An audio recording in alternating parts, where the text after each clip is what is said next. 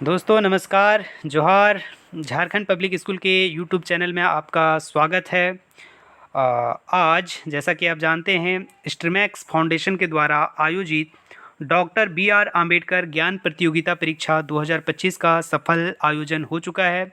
इसे दो ग्रुप में लिया गया था। ग्रुप ए जिसमें क्लास 6 to 8 के स्टूडेंट शामिल थे, और ग्रुप बी जिसमें 9 to 12 के बच्चे शामिल थे। आपको बता दें, इसमें 50 क्वेश्चन थे और प्रत्येक क्वेश्चन 3 मार्क्स का था, और हर गलत उत्तर पर आपके 1 मार्क्स काट लिए जाते। तो आज हम सॉल्यूशन लेकर आए हैं ग्रुप ए का, जो कि कक्षा 6 से 8 तक के लिए था। तो चलिए आइए शुरू करते हैं। तो चलिए, पहला क्वेश्चन, उपरोक्त गद्यांश का उपर्युक्त शीर्षक क्या है?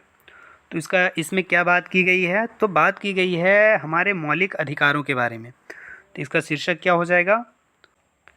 तो इसमें बात की गई है हमारे मौलिक अधिकारों के बारे में। तो इसका पहला का सही आंसर हो जाएगा ऑप्शन बी। जो दूसरा क्वेश्चन है, संवैधानिक उपचारों का अधिकार कौन से अनुच्छेद में है? तो ये है अनुच्छेद 32 से 35, ऑप्शन सी। तीसरा क्वेश्चन है, उपरोक्त गद्यांश में निम्न में से कौन सा शब्द वाक्य शामिल नहीं है? तो देखिए, आपको यहाँ चकमा देने की कोशिश की गई है। इसमें शामिल है शोषण का अधिकार। यहाँ जो शोषण का अधिकार है यह शामिल नहीं है। ऑप्शन में क्या दिया गया था? शोषण के विरुद्ध अधिकार।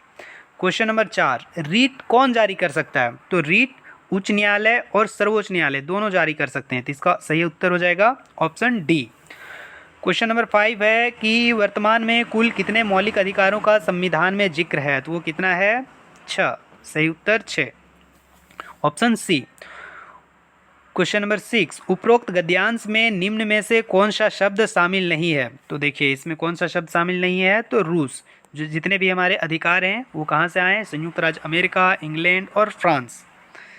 भारतीय संविधान के अनुच्छेद 15 में किस मौलिक अधिकार का वर्णन किया गया है? तो देखिए, आप लोग ने इसमें बहुत धोखा खाया, चूँकि उसमें दे दिया है 15 से 18, है ना। तो इसमें हो जाएगा समानता का अधिकार, जो ऑप्शन ए है, सही उत्तर होगा। फिर क्वेश्चन नंबर 8 है, मौलिक अधिकार टॉपिक किस विषय का हिस्सा हो सकती है? तो किसका होगा? संविधान और राज्य व्यवस्था। तो ये ऑप्शन सी, काफ़ी आसान सवाल था। अगला क्वेश्चन है कि भारतीय संविधान के अनुच्छेद 15 में किस मौलिक अधिकार का वर्णन किया गया है? यहाँ आपका काम आसान कर दिया गया है, 7 और 9 दोनों सेम है। तो ऑप्शन ए।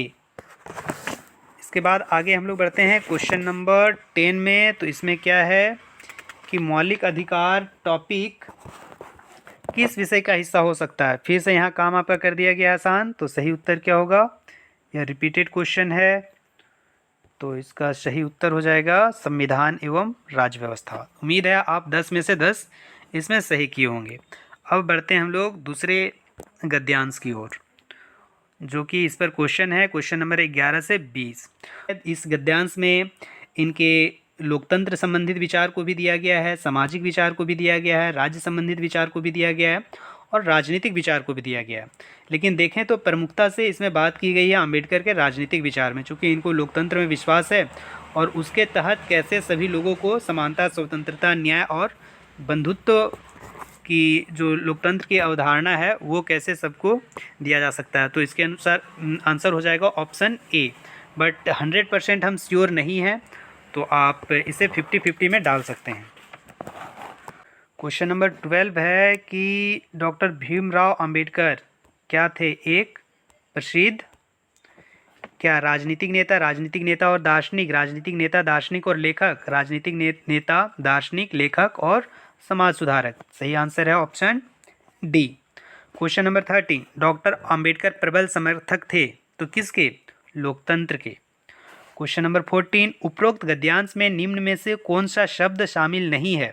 तो इसमें देखिए, यहाँ पर इन्होंने अराजकतावाद के बारे में कहीं कुछ नहीं कहा है। क्वेश्चन नंबर 15 में आगे बढ़ते हैं, डॉक्टर अंबेडकर ने राज्य संबंधित विचारों में किसका समर्थन किया? तो इन्होंने राज्य संबंधित में किया तो किसका? समाजवाद का किया, चूँकि वो पूंजीवाद का आलोचना करते हैं। आगे बढ़ते हैं इसके बाद हम अगले क्वेश्चन में, क्वेश्चन नंबर 16। क्वेश्चन नंबर 16 में क्या कहता है? उपरोक्त गद्यांश में निम्न में से कौन सा शब्द शुद्ध लिखा गया है? तो आपका देखिए यहाँ पर टेस्ट है कि आप कितना शुद्ध लिखते हैं। तो देखिए मजबूत गलत है, सांसदीय नहीं संसदीय होता है, स्वतंत्रता यह भी गलत है, तो क्या हो जाएगा 16 का ए। 17 डॉक्टर भीमराव अंबेडकर अध्यक्ष थे तो किसके थे? तो वह प्रारूप समिति के अध्यक्ष थे। बहुत लोगों ने इसमें गलती किया है कि लगाया है संघीय संविधान समिति। सही आंसर है ऑप्शन सी। क्वेश्चन नंबर 18 किसने राज्य को एक आवश्यक और उपयोगी संस्था माना? तो किसने माना? क्वेश्चन नंबर 18 है किसने राज्य को एक आवश्यक और उपयोगी संस्था माना? ऑप्शन ए है नेहरू, ऑप्शन बी है पटेल, ऑप्शन सी है जिन्ना। क्या इस पैसेज में कहीं तीनों की बात की गई है? नहीं। तो सही आंसर होगा ऑप्शन डी, उपरोक्त में से कोई नहीं। क्वेश्चन नंबर 19 है कि डॉक्टर अंबेडकर ने केंद्रीय सरकार का समर्थन करते हुए किस पर बल दिया? तो देखिए यह भी एक टिपिकल था, आपको समझना चाहिए। यहाँ पर उन्होंने जोर दिया संविधानवाद पर। संविधानवाद पर मतलब देश का शासन कैसे होना चाहिए? संविधान के अनुसार होना चाहिए। उन्होंने समाजवाद का समर्थन किया था। बहुत लोगों ने इसे ऑप्शन सी लगाया है, बट सही आंसर है इसका option A. Question number 20 doctor Ambedkar का पूरा जीवन किसके उत्थान और सुधार के लिए समर्पित रहा? तो वह निम्न वर्ग था। अब बढ़ते हैं हम लोग आगे तीसरे पैसेज की ओर, और कि उपयुक्त गद्यांश का शीर्षक क्या है? तो ये क्वेश्चन आपको फंसा सकता है शीर्षक वाला। तो यहाँ पर देखा जाए तो उनके राजनीतिक जीवन के बारे में बात किया गया है। स्ट्रीमैक्स फाउंडेशन के जो डायरेक्टर हैं विपिन सर का जो क्वेश्चन, जो बुक आया था उसमें भी स्पष्ट वो थोड़ा हिंट दिए हैं कि जो बुक लिखे हैं किस पर? अंबेडकर जी के राजनीतिक जीवन पर। तो इसका बहुत अधिक चांसेस है कि अंबेडकर जी का राजनीतिक जीवन उपयुक्त गद्यांश का शीर्षक होगा। क्वेश्चन नंबर 22 है अंबेडकर जी की सबसे अस्थायी विरासत मानी जाती है, तो इनकी अस्थायी विरासत क्या है? तो संविधान सभा की प्रारूप समिति के अध्यक्ष के रूप में। तो 22 का सही उत्तर होगा बी। बढ़ते हैं अगले क्वेश्चन की ओर, और हमारा अगला क्वेश्चन है कि उपयुक्त गद्यांश में से निम्न में से कौन सा कथन सही है? तो केवल नवीन लेखकों ने अंबेडकर जी की राजनीतिक जीवन यात्रा का वर्णन किया? गलत। नवीन और पुराने दोनों ने किया। लेखक विपिन कुमार ने अपनी पुस्तक पॉलिटिकल साइंस स्कैनर में अंबेडकर जी के आर्थिक योगदानों का जिक्र किया? गलत। उन्होंने उनके राजनीतिक योगदानों का जिक्र किया है। बहुत लोगों ने ऑप्शन बी लगा दिया है, ये गलत है। अंबेडकर जी ने कर्मचारी चयन आयोग के निर्माण का समर्थन किया? गलत। तो क्या हो जाएगा इसका सही आंसर? इनमें से कोई नहीं। इसका सही आंसर हो जाएगा ऑप्शन डी, चूंकि जितने भी ऑप्शन दिए हैं सारे गलत हैं। अब अगला क्वेश्चन है 24 गद्यांश में प्रयुक्त कौन सा शब्द शुद्ध लिखा गया है? तो देखिए चिकित्सा गलत है, संविधान गलत है, केंद्रित गलत है, तो कौन सा सही तरीके से लिखा गया? सेवानिवृत्ति। यदि आपने ध्यान से पढ़ा होगा क्वेश्चन गद्यांश को, तो वहाँ से भी इसे आप सही कर सकते हैं। बहुत लोगों ने इसे गलत किया है। चूँकि मैं खुद इनविजिलेटर था तो कभी कभी देख लेता था। और क्या आप लोग कॉमन मिस्टेक कर रहे थे? क्वेश्चन नंबर 25 निम्न में से कौन सा शब्द उपयुक्त गद्यांश में अंकित नहीं है? तो कौन सा? देखिए फैक्ट्री की बात आई है, चूंकि फैक्ट्री एक्ट के बारे में उन्होंने बात किया, वो संविधान के शिल्पकार थे। स्ट्रीमैक्स फाउंडेशन के बारे में आया है, ये रचनाकार कहीं नहीं आया। तो 25 का हो जाएगा सही आंसर सी। क्वेश्चन नंबर 26 है कि अंबेडकर जी ने इंडिपेंडेंट लेबर पार्टी को अनुसूचित जाति संघ में कब बदल दिया? तो उन्होंने बदला था 1942 में। ऑप्शन में कहीं नहीं दिख रहा है, सही आंसर इनमें से कोई नहीं, ऑप्शन डी। अब है अगला क्वेश्चन 27, जो कि उस पार्टी की पहचान करें जो बम्बई प्रेसिडेंसी चुनाव में चुनाव लड़ा और कुछ सीटें भी जीती। तो वो कौन सा था? तो इंडिपेंडेंट लेबर पार्टी। चुनाव कब हुआ? 1937। तो इसका सही आंसर हो जाएगा 27 का ए। ये सब बहुत इजी क्वेश्चन था, उम्मीद है सभी लोगों ने सही किया होगा। और बढ़ते हैं अगले क्वेश्चन 28। पूछ रहा है अंबेडकर जी समर्थक थे, तो किस बात के समर्थक थे भाई? ये सिर्फ न्याय के? नहीं, सिर्फ न्याय और स्वतंत्रता का। तो न्याय, स्वतंत्रता, समानता, इसके साथ बंधुत्व का। तो सही आंसर होगा ऑप्शन डी। क्वेश्चन नंबर 29 है कि अंबेडकर जी ने मुख्य रूप से किसका रूपरेखा तैयार किया? तो भारतीय शासन की, न्याय की, दंड की? नहीं, भारतीय संविधान की। 29 का ऑप्शन डी। अब इस पैसेज का जो आखिरी क्वेश्चन है, अंबेडकर जी के बारे में उपरोक्त गद्यांश में से कौन सा मेल नहीं खाता? तो कौन सा मेल नहीं खाता? अंबेडकर जी संविधान प्रारूप समिति के अध्यक्ष थे, सही बात है। पूछ रहा है नहीं खाता, ये मेल खा रहा है। कर्मचारी राज्य बीमा निगम के निर्माण में अंबेडकर जी ने समर्थन किया था, तो ये भी सही बात है कि किया था। 1942 से 46 के दौरान अंबेडकर ने वायसराय की कार्यकारी परिषद में विधि मंत्री के, नहीं विधि नहीं, कौन से मंत्री थे? श्रम मंत्री थे। ये गलत है, सही आंसर हो जाएगा ऑप्शन सी। अब आते हैं हम लोग इंग्लिश पैसेज की ओर, जो थोड़ा सा आप लोग को हो सकता है परेशान किया हो। तो इसमें है कि what is the appropriate title of the above passage. तो क्या हो जाएगा, देखिए तो इसमें बात की गई है इस पैसेज में उनके सामाजिक चिंतन को लेकर के, कि वो बात किए हैं कि जो शोषण है उससे उन लोगों को बचाने के लिए, जैसे हिंदू टेम्पल में प्रवेश हो, चाहे वो महाड़ सत्याग्रह हो, तो ये क्या हो जाएगा इसका रिप्रेजेंटेटिव ऑफ दलित्स। ठीक है, स्टडीज अब्रॉड के बारे में एक छोटा सा पैराग्राफ है। तो 31 का सही आंसर है option C. Question number 32, in which state was the Mahad Satyagraha launched? तो कहाँ हुआ था? वेस्ट बंगाल, गुजरात, बिहार, नहीं महाराष्ट्र में। तो क्या हो जाएगा सही answer D, none of these. Question number 33, Ambedkar ji started organising the untouchables through? किसके थ्रू उन्होंने उनके बातों को उठाया? तो newspaper, social cultural forum, conference. तो तीनों हो जाएगा, तो option D, all of the above. Which of the following statement from the above passage is correct? कौन इनमें से सही है? तो the Poona pact was sign in 1923, wrong, वो 1932 में हुआ था। महाड़ सत्याग्रह वाज हेल्ड इन 72, नहीं 27 में हुआ था। Ambedkar ji is the author of मूक नायक, सही बात है। Round table conference was held in Maharashtra, नहीं वो तो लंदन में हुआ था। तो 34 का सही आंसर है option C. Which word is correct? देखिए एब्रॉड गलत है, स्ट्रगल गलत है, एलिमिनेशन में गलत है, तो क्या हो जाएगा सही आंसर? एडवोकेसी, डी, 35 का डी। 36 में है कि Ambedkar ji started to voice the concern of Dalit, Dalit की आवाज़ को उन्होंने कैसे उठाया? तो मूक नायक से, सही बात। बहिष्कृत भारत, ये भी सही बात। समता जनता, ये भी सही बात। मतलब क्या हो जाएगा? All of the above. तो इसका सही आंसर है ऑप्शन डी। अब क्वेश्चन नंबर चलते हैं हम अगला 37, क्या है?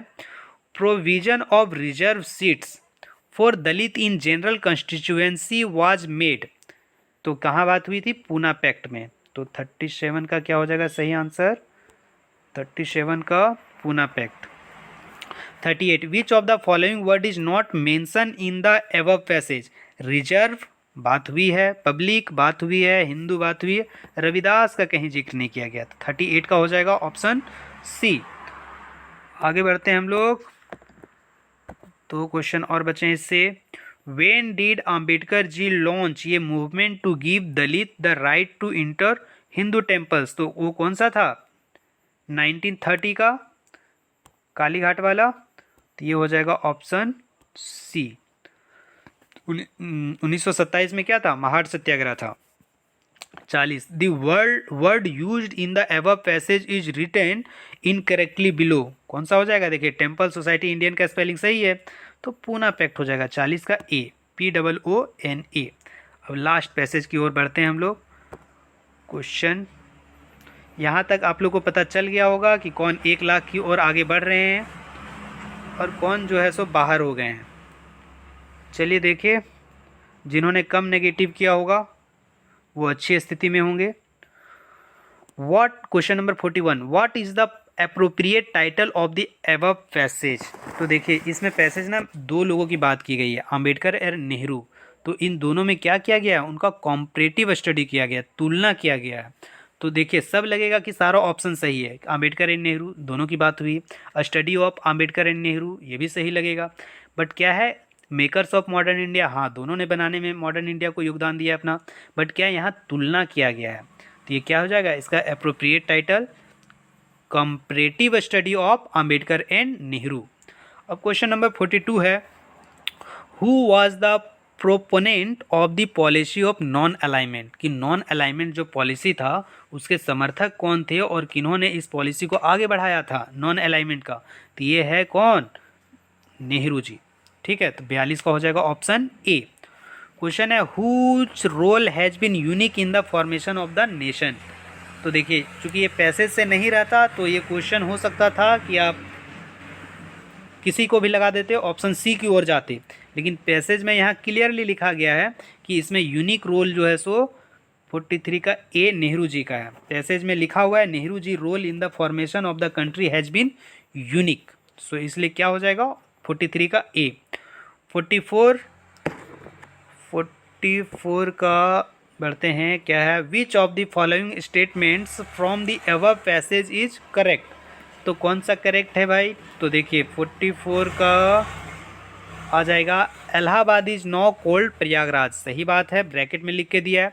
Be educated stay organise struggle this is Nehru slogan, Nehru ji का स्लोगन कहाँ था, ये तो अंबेडकर जी का है। सही उत्तर मिल गया तो आपको आगे पढ़ने की जरूरत नहीं है, ऑप्शन ए मार के बढ़ जाइए। ऐसे आपका समय बचता, हो सकता है लोगों ने ऑप्शन पढ़ के आप समय को मैनेज नहीं किए होंगे अच्छे से। Question number 45, which word is not included in the above passage. तो क्या है, अनटचेबिलिटी की बात तो हो गई ही, अंबेडकर जी जहाँ रहेंगे, ब्रिटेन भी रहेगा, वहाँ पढ़े हैं।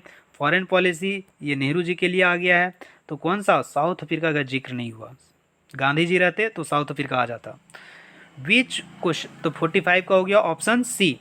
46, which word use in the passage is written incorrectly. तो देखिए फॉरेन पॉलिसी सही है, रिसीव भी सही है, पॉलिटिकल साइंस भी सही है, तो प्रोपोनेंट का स्पेलिंग गलत है इसमें, तो ऑप्शन 46 का हो गया B. On whose strength did the eminent personalities contribute to nation building. तो नेशन बिल्डिंग को कैसे लोगों ने स्ट्रेंथ किया है ना, एमिनेंट पर्सनालिटी ने किस तरीके से, क्या केवल विचारों से, only thought, through thought and knowledge, thought knowledge and experience, thought knowledge experience and sacrifice. तो देखिए आपको सही लग सकता है कि हाँ सेक्रीफाइस भी तो किया, लेकिन पैसेज में केवल इन तीन चीज़ों का स्पष्ट जिक्र किया गया, किनका, थॉट्स, नॉलेज एंड एक्सपीरियंस। तो क्या हो जाएगा 47 का सही उत्तर option C. Question number 48, according to the above passage who is called modern builders of India. तो मॉडर्न बिल्डर्स ऑफ इंडिया कौन यहाँ पर दिया गया है, तो नेहरू और अंबेडकर दोनों जी के बारे में बताया गया है, तो इसका सही उत्तर क्या हो जाएगा, both, Nehru and C, option C. अब आते हैं लास्ट दो क्वेश्चन बचे हुए हैं। Propagated many myths about India and democracy. तो किन्होंने प्रोपगेट किया myth about India and democracy. तो देखिए इसका ऑप्शन है D, traditionalist, Sanatani, politicians and other. चूँकि इसमें दिया हुआ था और चीज़ों के बारे में दिया हुआ है, पैसेज में जाएंगे तो दिया हुआ है ट्रेडिशनलिस्ट, सनातनी, politician, British intellectuals and rulers.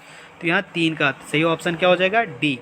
50 में है the first prime minister of independent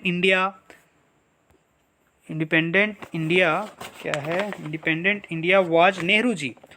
who was the first foreign minister of independent India. यहाँ आपको चकमा दिया गया और बहुत लोगों ने चकमा खा गया। तो देखिए पहले प्राइम मिनिस्टर और फॉरेन मिनिस्टर दोनों कौन थे, नेहरू जी। तो ऑप्शन क्या हो जाएगा, ऑप्शन बी। अब आप लोग मिला लीजिए और कमेंट करके बताइए कि आपके कितने प्रश्न सही हो रहे हैं, ताकि पता चल जाए कि आप रेस में कहाँ हैं। और इसका आपको बता दूं ये कि स्ट्रीमैक्स फाउंडेशन का ऑफिशियल आंसर की नहीं है, इसमें 1-2 हो सकता है क्वेश्चन इधर उधर हो जाए, लेकिन हमने अपना बेस्ट देने का कोशिश किया है। चलिए आप सबों का धन्यवाद और यहीं वीडियो को समाप्त करते हैं। जल्द ही लाते हैं ग्रुप बी के लिए।